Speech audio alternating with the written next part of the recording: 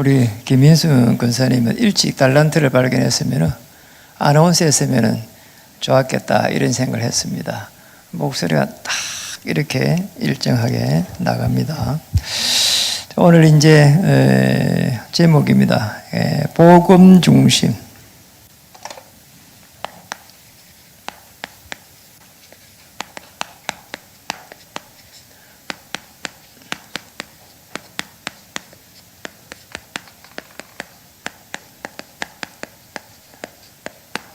제목이 조금 길기도 하네요.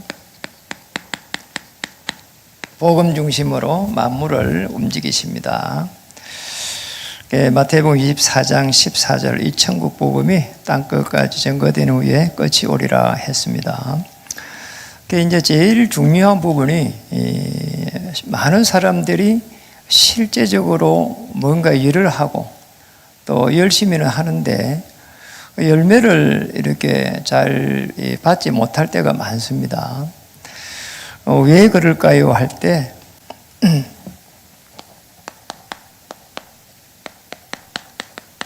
이 영적인 눈이 열리지 않고는 실제적으로 사람도 알 수가 없고 또 문제가 일어날 때 그거를 대처할 수가 없는 거지요.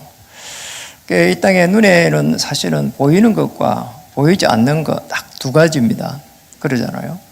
그런데 눈에 보이는 것보다도 실제적으로는 눈에 보이지 않는 크기에 더 중요한 부분들이 더 많이 있습니다. 하나님의 나라가 눈에 안 보여요. 또 주의 천사도 눈에 보이지 않고, 저 사람 마음이 어떨까? 마음도 눈에 보이질 않아요. 그런데 그런 부분들이 오히려 더 눈에 보이는 것보다 더 중요하거든요. 마이크 소리를 조금만 더 크게 해주면 좋겠어요. 그래서 영적인 눈이 열릴 때에 복음이 실제적으로 이해가 되어져요. 이게 사실은 저 창세기로부터 시작해가지고 계시록까지의 핵심이거든요. 그리고 복음이 이해된다는 말은 도대체 어디까지 보여야 되는가 이 부분이거든요. 그래서 우리 복음 계속 이야기를 하고 있는데 실제로 시대의 흐름이 이렇게 딱 보여요.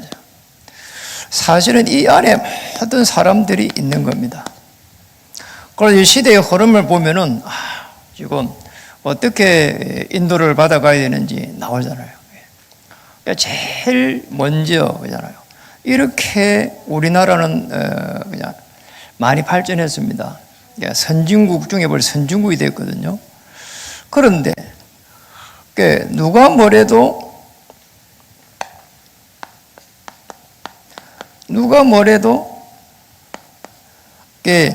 정신질환 시대입니다. 피할 수가 없는 거죠, 사실은. 그래서 이게 눈에 보이지 않는 것을 모르니까 조금 뭐가 안 되고 너무 괴로우면은 그렇잖아요. 이제 극단적인 이런 생각을 하게 되고. 그러니까 누가 뭐래도 이 시대를 보면서 AI 시대입니다. 조금 이렇게 모르는 부분은 우리 자녀들한테 배워서라도 가지 않으면은 이 세상에 이렇게 적응할 수가 없어요. 모든 부분들이 돌아서면 그냥 이제는 휴대폰에서 해야 되고 또 컴퓨터에 가서 해야 되고 이게 자칫 잘못하면은 이렇게 어떻게 살지? 이런 생각이 들 정도로 전부 다 이제 컴퓨터로 다 이렇게. 금요일 저녁에도 이야기를 했습니다. 이 AI 시대가 되면서 제일 먼저 들이닥친 게 물류가 지금 막 이렇게 급속도로 이렇게 그냥 이해할 수 없을 정도로 이렇게 어제 이렇게 주문하면은 오늘 도착하는 이런 시대에 살고 있어요. 그게 사장님이 이게 내가 주문한 걸 알고 있는가? 이런 생각이 들 정도로. 이래가지고는요, 보면은, 그 다음에 지금 이제 이런 시대를 막 접어들어가지고, 테슬라라고 하는 이 회사는 자동으로 그냥 자율적으로 운행하는 이걸 갖다가 수만 번을 갖다가 테스트를 벌써 했다잖아요. 어떤 상황에서도 그거를 확인할 수 있도록 문제가 되지 않도록. 이래가고 있는 동안에 지금, 이 흘러가고 있는 동안에 지금, 화폐 같은, 누가 뭐래도 계속 해가지고 이런 쪽을 계속 이상한 시대란 거예요. 무슨 세상에 이런 시대에 살고 있는 거 모르겠어요. 오늘 보니까 뭐 이렇게 뭐 눈에 없는, 눈에도 보이지도 않는 뭐 컴퓨터 안에 있는 화폐가, 가상화폐가 그러잖아요. 1억을 한다고 할 때는 나는 정상적인 이 세상인가? 이런 생각을 했다니까요. 물론 지금도 제보고 그런 사람은 안 사겠어요. 그런데 시대는 그렇게 흘러가고 있다는 거예요. 어떻게 하겠어요? 그러잖아요. 어떻게 할 수가 없다니까요. 이상한 시대예요. 그러잖아요. 참 이상한 시대 살아요. 그리고 이게 지금 어디까지 가고 있는 거 하니까 여러분 중국 같은 데 가면은 물건을 돈으로 계산을 합니다. 그잖아요. 휴대폰을 갖고 계산해 버려. 제가 몇 년 전에 벌써 중국에 갈 때, 그 코로나 오기 전에 갈 때도 중국은 가면은 그잖아요. 현금을 가지고 안 하더라니까요. 휴대폰으로 결제하고요. QR코드로 결제해요. 앞으로 돈 쓰는 거 필요도 없어요. 요즘 우리도 뭐 이렇게 지갑에 돈을 별로 안 가지고 다녀요. 그런데 그 정도가 아니고 아주 무서운 시대로 이렇게 간다는 거예요. 아예 돈이 있냐? 필요가 없는 시대로 가버린다. 이런 많은 부분들을 공부를 해야 된다는 거예요. 그 뭐 이렇게 우리 저쪽에 김민순 우리 권사님 전에 일하실 때 그 보면은 저녁에 되니까 무인으로 해놓고 그러잖아요. 슈퍼인데 마트인데 무인으로 해놓고 집에 가버려요. 우리가 결제하고 말이야. 그리고 뭐 도둑놈이 가져가면 어떡하나. 제가 더 불안하더라니까요. 그런 시대에 우리가 살고 있잖아요. 아주. 그리고 이제 복지 시대를 이제 복지국가 뭐 이런 개념이 사실상 선진국이 되면서 있잖아요. 평균이 한 4만 불 이상 이렇게 됩니다. 아프리카 저런 데는 뭐 너무 어려움이 많고요. 우리나라는 어때 하나님 축복을 해가지고 4만 불 시대에 접어들었고, 울산이라든지 저런 아주 중요 공업 도시는 벌써 10년 전에 복지국, 선진국이 돼 있었다니까요. 그리고 이제 이 100세 시대하고 맞물리면서 아주 이 부분이 누가 뭐래도 이걸 피할 수 없는 시대에 살고 있어요. 돌아서면 이제 뭐 60세 넘어가면 이 복지 혜택을 보기 시작해야 되는 이런 시대에 살고 있어요. 무리 한 40년을 복지의 혜택을 봐야 되는 이런 시대에 살고 있다니까.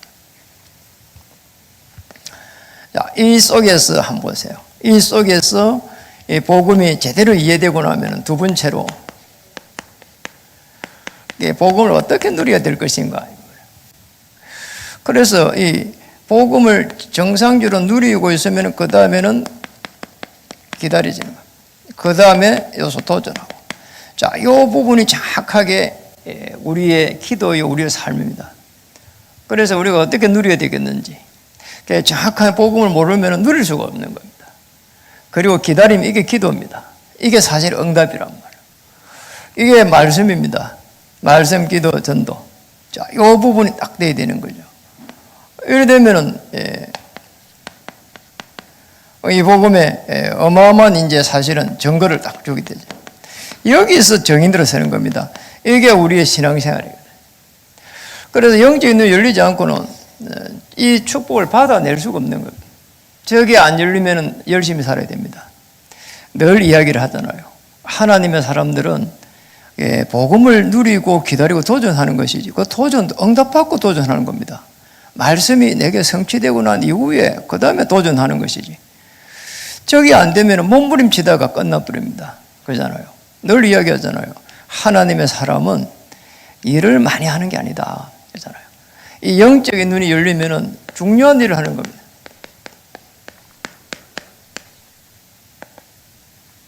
그러니까 매일 일어나가지고 내게 주신 하나님의 최고의 일을 찾아내는 겁니다. 최고의 그 일을 통해가지고 하나님의 나라를 이루가는 겁니다. 자, 이게 신앙생활입니다. 이게 또 한편으로 보면 여러분의 삶이 저렇게 돼야 되거든요. 그러면 굉장한 일이 일어나는 겁니다. 어떤 사건, 문제 전부 다 이 속에 있는 겁니다. 이 속에서 십자가에서 다 이런 여기에서 봐야 중요하게 보여지고 최종적으로 하나님 나라가 딱 임하고, 그러니까 최종적으로 이 하나님 나라가 임하겠는가? 그렇게 보면은 그잖아요. 영적인 눈이 딱 열린 거죠. 그러면은 있잖아요. 모든 부분을 다르게 볼 수 있습니다. 맞잖아요. 싸울 필요도 별로 없어요. 그래서 십자가의 이 사건이 그렇게 중요한 겁니다. 하나님과 우리 인간의 사이 세 가지입니다. 창조 원리 아시잖아요. 여러분 물고기는 물에 살아야 되고 나무는 흙에 뿌리를 박아야 되고 새는 공중에 살아야 되고 그 다음에 뭡니까? 마찬가지로 옵니다. 마찬가지로 창세기 1장 27절 28절에 27절 하나님의 형상대로 창조해요. 하나님의 영과 통하도록 쉽게 말하면 교제라 이 말이죠. 이 부분이 여기에서 이게 문제 사실상 하나님의 모든 축복이 임하는 거거든요. 28절 그들에게 번성 충만 정복하고 다스리는 축복을 줬습니다. 그런데 문제가 생겼잖아요. 하나님과 우리 인간 사이에 그게 문제입니다. 선악과 열매를 따먹지 말으라고 해요. 먹는 날에는 정령 죽으리라. 자, 이거거든요. 이 부분을 말하는 겁니다. 에덴 동산에서 선악과 열매를 보면서 선악과를 보면서 하나님을 생각하는 겁니다. 하나님 눈에 안 보이잖아요. 그런데 창세기 3장 1절에 6절에 보니까 자, 이걸 따먹는 불순종이 일어난 겁니다. 그리고 우리 인간의 영이 떠나버렸습니다. 여기서부터 모든 인간의 문제가 들이닥치기 시작합니다. 염려하고 두려워하고 낙심하고 아담 하와에 그게 일어났잖아요. 로마서 3장 23절에 자, 모든 사람의 죄를 범하였음에 원죄입니다. 하나님 떠난 거기에서부터 해가지고 자, 인간의 노력이 시작됐습니다. 그게 이제 몸부림이죠. 그래서 몸부림을 치지 말라고 하는 겁니다. 사실은 성실하게 사는 거하고 열심히 하고 좀 다른 내용이거든요. 그러잖아요. 다윗도 성실하게 살았습니다. 마음의 그잖아요. 성실함으로. 그런데 열심히 하고 다른 내용이거든. 이게 이제 어떻게 흘러가는지 모르고 열심히 할 때는 그잖아요. 큰 문제가 오는 거거든요. 이게 열심히 하면 되는 줄 알았는데 내 생각, 내 주장으로 살아가거든 이게. 요한복음 8장 44절에 사단이 딱 마귀가 말이요 계속 해갖고 노력하고 관계없이 저주를 이렇게 갖다 준다니까. 자, 요 속에서 멸망의 길을 가는 거예요. 끊임없이 사단의 종노릇 하고 여기에서 하나님만 다른 걸 추구할 때 정신적인 문제가 옵니다. 자, 여기에서부터 해갖고 인간의 모든 문제가 시작된다니까. 무슨 거죠 이게? 그럼 이게 그잖아요. 피할 수가 없어요. 문제가 오는데 여기서 문제에서 이게 눈이 안 열려버리면 못 넘어간단 말이에요. 그러면 우울해지는 겁니다. 나 어떻게 해야 되지? 그러잖아요. 그리고 나는 왜 이렇게 능력이 없지? 그리고 나는 이제 어떻게 인도를 받아야 되지? 하나님이 나를 버리셨나? 이제 오만 생각이 다 드는 겁니다. 밤새도록 집을 짓는 거잖아요.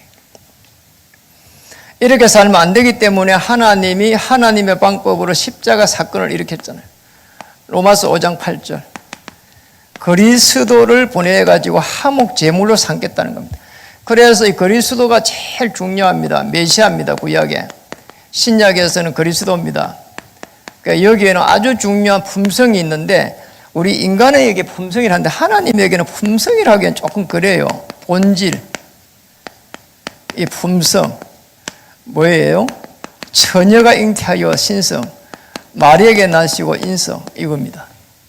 이거 하나를 설명하는 게 구약 성경 전체라고 해도 과언이 아니다 이야기했잖아요. 저거 설명하는 거예요. 예수님 오셨는데 메시아 그리스도의 일을 하러 오셨고 그잖아요. 하나님으로 오셨다는 것을 구약 성경 전체에서 이야기하고 있고 그걸 갖다 믿는 사람들이 전부 다 하나님의 은혜와 그 역사 속에 들어간 겁니다. 그잖아요. 그리고 이 오실 때까지 뭐냐? 피 제사를 드린 겁니다. 그리고 이제 이 본질 이야기했고 그다음 두 번째로는 직분이란 말이에요. 예수님이 그리스도의 일을 하러 오셨는데 선지자, 제사장, 왕의 일을 하러 오셨어요. 그럼 요즘은 그 챗 GPT가 너무 잘 돼 있어 가지고 그리스도의 본질이 뭔가 여러분 쳐보시라니까요. 쳐보면은 그러잖아요. 바로 옵니다. 하나님의 영으로 그래 신성으로 오셨다. 그 다음에 인성으로 오셨다. 그리고 직분이 뭐냐고 처음에는 선지자, 제사자, 왕 이렇게 딱 논다니까요. 그걸 모르면 조금 뭐 이렇게 우리가 제 문제 해결하고 천국 가는 줄 알고 있는데 이 정확하게 모른다 이 말이에요. 그러니까 정확하게 모르니까 자꾸 이스라엘 민족이 왕으로 오셨다고 하니까 사단의 권세를 꺾을 왕으로 오셨다고 하는데 그죠? 우리가 왕이 있는데 왜 자꾸 왕으로 오셨냐고 이래가지고 계속 예수님을 그렇게 무너뜨렸다니까요. 그리스도로 오신 예수입니다. 요거는 직분입니다. 요거는 이름입니다. 그래서 그리스도로 오신 예수를 정확하게 모를 때는 그잖아요. 예수님이 그리스도의 일을 하러 오셨는데 이걸 모를 때는 자꾸 우리가 뭔가를 해가지고 천국 가야 된다 이렇게밖에 모른단 말이에요. 그리스도로 오신 예수님이 십자가에서 피를 흘릴 때에 선지자 왕의 직분을 가지고 자 하나님 불순종에 떠났는데 길을 열고 이 죄 문제를 해결하고 사단의 권세를 꺾어버리고 선지자 제사장 왕을 구약에 세웠어요. 세워도 인간의 근원적인 문제 해결하지 못하기 때문에 선지자 제사장 왕 합한 메시아 그리스도로 오시겠다는 거예요. 그래서 그리스도로 오셔가지고 십자가에 피 흘릴 때에 내 문제가 다 해결됐다는 걸 믿어버리면은 하나님의 영 그리스도의 영이 임재하는데 임재 성령의 내주 이렇게 얘기합니다. 임재라고 해도 관계없습니다. 성령의 인도, 성령의 역사. 자, 요게 신분입니다. 우리가 어떻게 해갖고 하나님 자녀가 되지? 성령님이 임재한 걸 갖다가 하나님 자녀라 그래요. 아시겠죠? 그 다음에 권세가 주어져요. 이 땅에 사는데 천국의 배경을 가지게 돼요. 그때는 천사의 도움을 받게 되죠. 그리고 성경의 내용이 전부 다 뭐 천사가 얼마나 동원되는지 모릅니다. 천군 천사, 불멸과 불변과 주의 손, 그잖아요. 주의 사자. 그리고 어둠의 세력이 물러갑니다. 세계를 정복할 수 있도록. 자, 이게 어마어마한 우리에게 준 신분과 권세입니다. 물론 권세는 더 많습니다. 그러면 정확하게 좀 큰 것만 잡은 게 4가지입니다. 자, 이렇게 살았는데 이렇게 살도록. 멸망의 길에서 생명의 길로. 이게 바꿀 수가 없습니다. 사람들이 잘 모르니까 자꾸 영적 눈이 안 열리니까 계속 해가지고 하는 일들이 이제 선행, 구제, 봉사, 열심, 종교적 행위. 그런데 복음을 가지고 이렇게 해버리면 어마어마한 일이 일어나는 거지요. 사도행전 9장 36절에 43절에 보면은 욥바의 여제자 다비다는 이렇게 나옵니다. 그잖아요. 다비다는 선행과 구제가 심히 많았더라 이래요. 그 이제 복음을 가지고 있는 제자로서 딱적을 가지고 있으니까 굉장한 문들이 막 열리는 거죠. 여기서 이렇게 갈 수 있는 길은 오직 한 길입니다. 요한복음 19장 30절. 십자가에서 피 흘릴 때에 다 이뤘다 말이에요. 다 이뤘단 말이에요. 자, 다 이룬 이 부분을 내게 적용하는 겁니다. 그러면 내게 있는 이 문제에서, 근원적인 문제에서 이렇게 살지 않고 이렇게 바뀌는 겁니다. 그렇잖아요. 그래서 이 십자가에 피 흘린 이 그리스도가 나의 그리스도가 되어야 되는 거죠. 그게 누림입니다. 그러면 요한복음 1장 12절에 영접하는 자 곧 고 이를 믿을 때는 하나님의 자녀가 되고, 자, 성령께서 내주하는 건데, 그렇잖아요. 그게 하나님의 자녀의 신분이고, 그럼 어떻게 그 신분이 이루어지냐 할 때, 영접할 때, 예수님을 영접할 때 어떻게 해요? 그리스도로, 주인으로, 그렇잖아요. 내 문제의 해결자로 이렇게 받아들이는 거죠. 자, 이렇게 되면은 어마어마한 일들이 납니다. 이렇게 받아들인 초대교회 한번 보세요. 그러니까 사도행전 1장 1절에 예수님이 그리스도인 것을 알았고 1장 3절에 하나님의 나라 1장 8절에 오직 성령 충만 딱 받았습니다. 자, 이렇게 되니까 사도행전 2장 1절에 4절에 어마어마한 오순절 날을 기점으로 해갖고 성령의 역사가 막 일어났잖아요. 그러니까 성령 충만을 받아버렸어요. 이 성령 충만을 받아보니까 마가의 다락방에 올라가도 문제가 없다는 것을 알게 됐어요. 핍박받고 잘못 죽을 수 있는데 그거보다도 하나님께서 지키신다는 것을 더 크게 깨닫게 된 거란 말이에요. 하나님의 문을 열기 시작했습니다. 그리고 41절에 보니까 42절에 보니까 사도의 가르침, 강단의 말씀을 따라서 계속해서 양육하기 시작했습니다. 빛의 경제가 임하기 시작했습니다. 46, 47절에 보니까 현장을 변화시키는 어마어마한 일들이 막 일어났습니다. 초대교회입니다. 로마 복음화의 이 주역들을 한번 보세요. 자, 이 부분을 알고 있었습니다. 그러니 로마서 16장 25절에 영세전에 감추어졌던 이 어마어마한 복음의 비밀들이 16장 26절 27절에 보니까 그잖아요. 이제 나타내신 바 되었다. 이 축복을 딱 받아한 거죠. 그러니 이 움직이는 모든 곳에 제자들이 막 일어났습니다. 이 제자들이 일어난 게 쉽게 말하면 재창조예요. 엄청난 일이 났습니다. 우리가 먹고 살기도 힘들어갖고 죽겠다 하는 게 입에 달고 있는데, 아니, 움직이니까 어마어마한 성령의 역사가 일어나는 거예요. 어떤 문제도 문제가 되지 않는다. 이런 큰 하나님이 주시는 은혜가 임하는 거 있잖아요. 그리고 이렇게 상처, 가문에 대한 상처, 부모에 대한 상처, 배우지 못한 거의 상처, 가지지 못한 거의 상처, 이런 부분이 있었는데, 이런 부분들이 전부 다 하나님의 응답으로 보이기 시작한다. 그러니 내 옆에 있는 사람이 너무나 소중하게 보이고 하나님의 은혜와 역사가 시작되는 그런 일들이 이제 시작되는 거죠. 올 한 해는 큰 전환점이 일어날 줄 믿습니다. 어느 정도 일어나야 되겠습니까? 그렇잖아요. 여러분의 인생이 있어가지고 가장 중요한 시간이 될 만큼 하나님께서 올 한 해를 축복해 가실 줄 믿습니다. 가히 말씀이 살았고 운동력이 있어 홍과 영과 골수를 쪼개고도 남음이니라, 이렇게 될 줄 믿습니다. 그렇다면 마태복음 24장 14절을 한번 보겠습니다.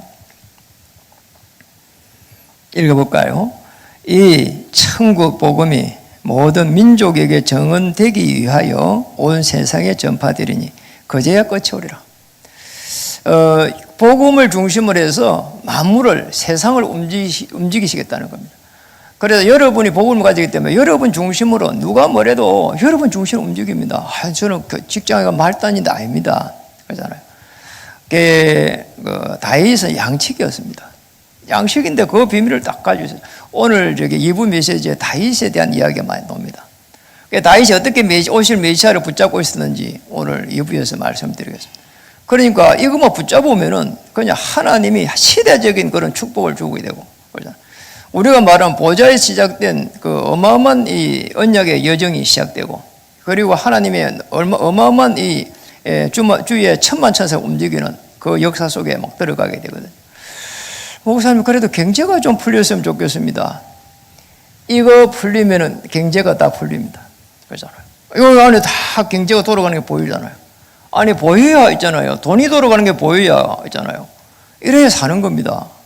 그러잖아요. 그게 안 되면은, 그러잖아요. 돈을 이렇게 줘도 관리 못 합니다. 하나님의 역사가 시작되고, 여러분의 인생에 큰 전환점이 되는 그리스도를 향한 하나님의 그리스도를 향한 여러분의 그 어마어마한 집중이 이제 빛을 발하고, 그러잖아요. 하나님께서 축복하시는 큰 전환점이 될 줄로 믿습니다. 기도하겠습니다. 하나님, 참으로 감사드립니다. 영세전에 감추어졌던 그 복음이 이전에 나타나신 바 되어 영원한 이 작품으로 만들어져 가는 인생의 큰 전환점이 될 수 있도록 우리 모든 하나님의 사람들이 전도자의 축복을 누릴 수 있도록 은혜를 베풀어 주시옵소서. 복음을 말할 때 영적인 어마어마한 힘들을 공급해 주실 줄 믿습니다. 정인되게 하여 주옵소서. 크신 우리 주 예수 그리스도 이름으로 감사하며 기도드립니다. 아멘.